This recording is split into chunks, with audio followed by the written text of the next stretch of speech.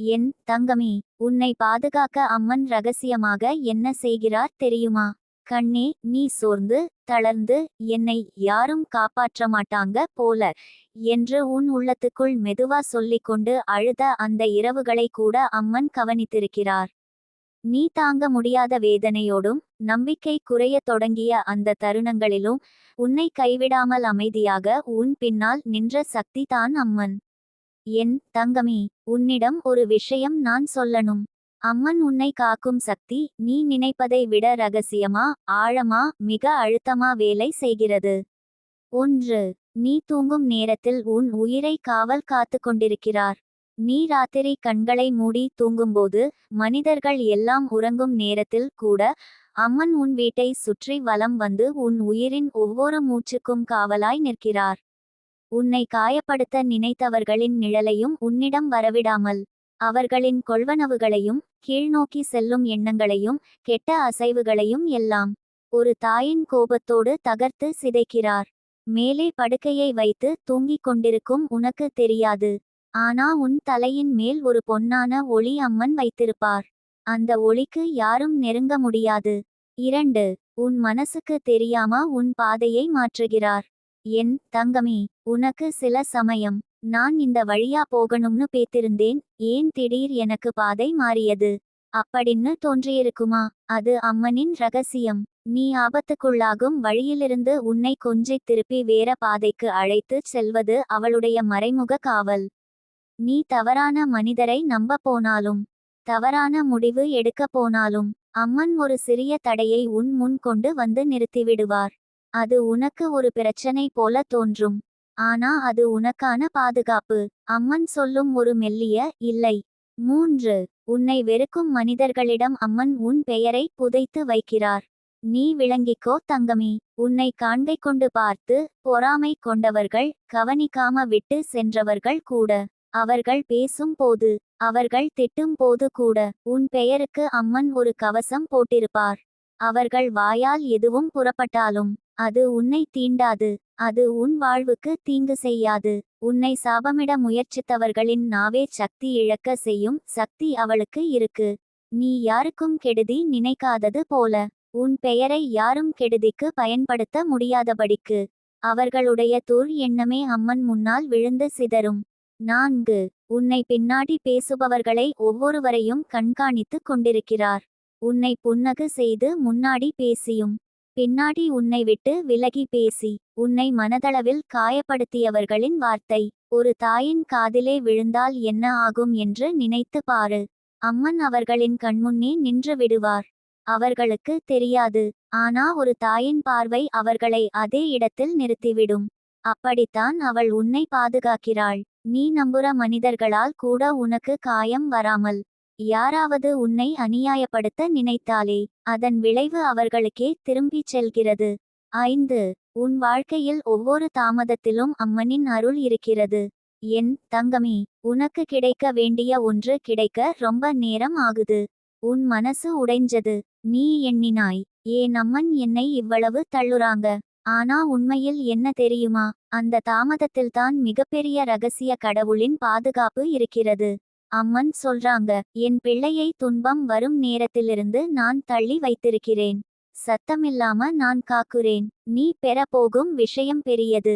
ஆனா தவறான நேரத்தில் கிடைத்தால் அது வருத்தமாக மாறும். அதை தவிர்க்கவே அம்மன் சில விஷயங்களை தள்ளி வைக்கிறாள். 6. உன் கண்ணீர் தரையில் விழுவதற்கு முன்பே அம்மன் அதை பிடித்து கொள்கிறார். உன் கண்களில் நீர் தெரிந்தாலே, நீ வருத்தப்பட்டு உடைந்து அழுதாலே, அம்மன் உன் அருகே வந்து உன் கையை பிடித்திருப்பாள். உன் கண்ணீரில் ஒரு தூய சக்தி இருக்கு. அதை காற்றில் கலக்கவிடாமல் அம்மன் அதையே பிரார்த்தனையாக்கி உனக்கு திருப்பி அருள் தருகிறாள். இது உன் கண்களுக்கு தெரியாது. ஆனா உன் வாழ்க்கையில் நடந்த திருப்புமுனைகளில் நீ உணர்ந்திருக்கலாம். 7. உன்னை துரோகப்படுத்தியவர்களின் பின்னால் அம்மன் அமைதியாக நிற்கிறாள்.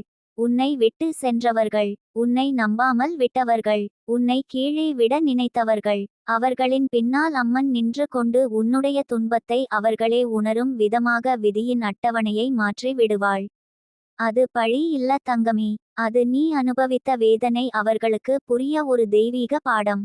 அம்மன் உன்னை காயப்படுத்த நினைத்தவர்களிடமிருந்து உன் ஆற்றலை எடுத்துக்கொண்டு அதை உனக்கே ஆசீர்வாதமாக மாற்றி தருகிறாள். 8. உன் எதிர்காலத்தை காப்பாற்ற அம்மன் மௌனத்தில் முடிவெடுக்கிறாள்.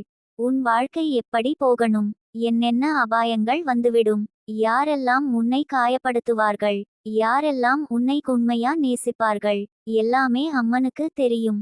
நீ எடுக்கும் ஒவ்வொரு தவறான முடிவையும் நிறுத்த, எதிர்காலத்தில் வரும் ஒவ்வொரு ஆபத்தையும் தள்ள அவள் அமைதியாக உன் வாழ்க்கை பாதையை வடிவமைக்கிறாள். நீக்கு தெரியாது, ஆனா உன் வாழ்க்கை பாதையில் நடந்த ஒவ்வொரு மோசமான விஷயம் நடக்காமல் தடுப்பது ஒரு தாயின் ரகசிய செயல். 9. உன் ஆன்மாவுக்கு தெரியாம அவள் உன்னை பலமாக்குகிறாள். நீ சில வேளைகளில் மனசு உடைந்து நான் முடியாது என்று நினைக்கும் போது அது உன் பலம் குறைவதால் அல்ல, அது அம்மன் உன் உள்ளே புதிதாக சக்தி ஊற்றிக் கொண்டிருக்கும் நேரம். நீ உடைந்ததற்கு அடுத்த நொடி உனக்கு ஒரு விசித்திரமான தைரியம் வந்திருக்குமா? அது நீ இல்லை, அது அம்மனின் கையின் நிறை. அவள் உன்னை நொறுக்க அனுமதிக்க மாட்டாள். நீ எவ்வளவு தளர்ந்தாலும், நீ எவ்வளவு விழுந்தாலும் அவள் உன்னை எழுப்பிவிடுவாள். 10. இறுதியில் உன்னை எந்த துன்பமும் தொட முடியாதபடி அம்மன் உன் பெயருக்கு கவசம் போட்டிருக்கிறார். என் தங்கமே, நீ உன் பெயரை அழகா சத்தியமா சொல்லிக்கோ. அந்த பெயருக்கே அம்மன் ஒரு அருள் கவசம் போட்டிருக்கிறார். அதை யாரும் உடைக்க முடியாது, அதை யாரும் கெடுபிடிக்க முடியாது, அதை யாரும் சிதைக்க முடியாது. உன்னுடைய வாழ்வை, உன்னுடைய உடலை, உன்னுடைய மனதை, உன்னுடைய முன்னேற்றத்தை அம்மன் ரகசியமான சக்தியில் மறைத்து வைத்து காப்பாற்றுகிறார்.